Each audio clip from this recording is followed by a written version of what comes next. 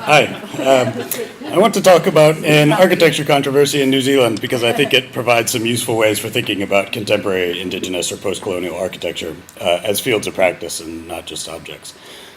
This is a picture of a project to design an iconic building on the Queen's Wharf in the heart of Auckland to host the 2011 Rugby World Cup. It initially hinged on redesigning an old wool exporting shed to resemble an Indigenous Maori meeting grounds, bringing together two iconic forms of New Zealand architecture. One of the central functions of Maori meeting grounds is to perform ritual encounters that make local power and authority visible by acknowledging the power of their guests, especially in exchanging stories of past ancestral travels and connections. No less was the case for the Rugby World Cup, where they performed these rituals for groups of tourists and visiting rugby teams.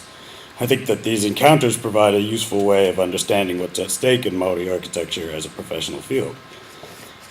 In general, architecture scholarship trends toward two different paradigms. One is the appropriation of Indigenous symbols for ideological means as the conspicuous ornamentation of nation-building projects. Architecture does a lot of work in promoting New Zealand's official moniker as a bicultural nation, for example. On the other hand, traditional building projects are really important in movements for cultural revival, exceeding or even interrupting nationalist imaginaries. And the Maori Meeting House is certainly featured prominently in imagining and enacting new and old ways of being Maori. But I would argue that by neatly juxtaposing a top-down nationalism to a supposedly bottom-up Indigenous traditions, these approaches don't address how public spaces and national icons are designed by Indigenous people with Indigenous concepts.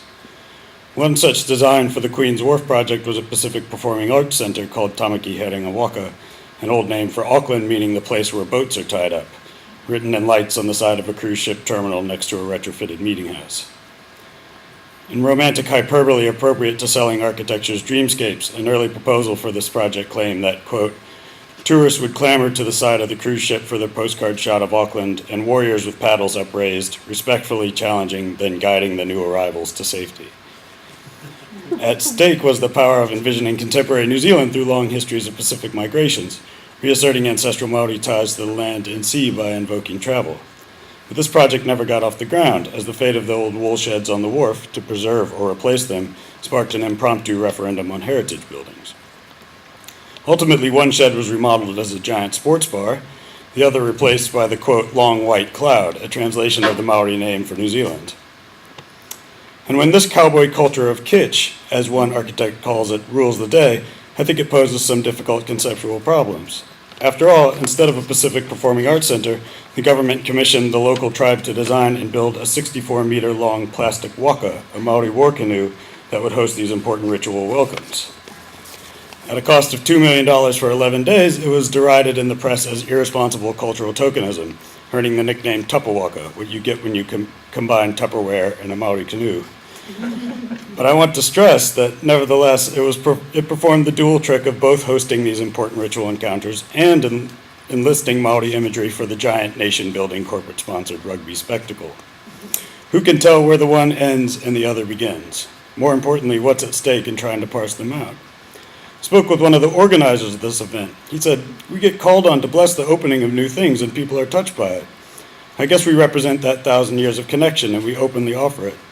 The effort to recover resources is the tension, but you work out how to do it because your ancestors say you should be there.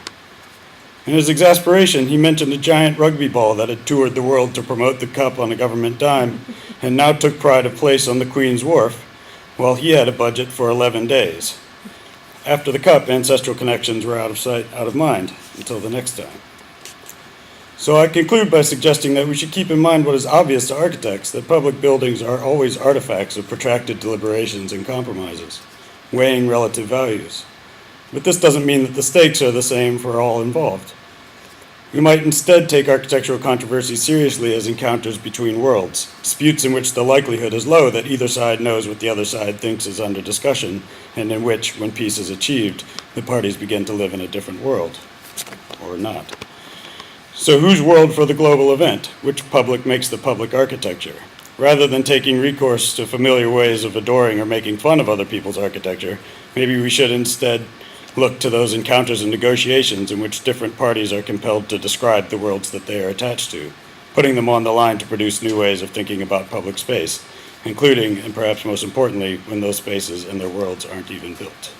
Thanks.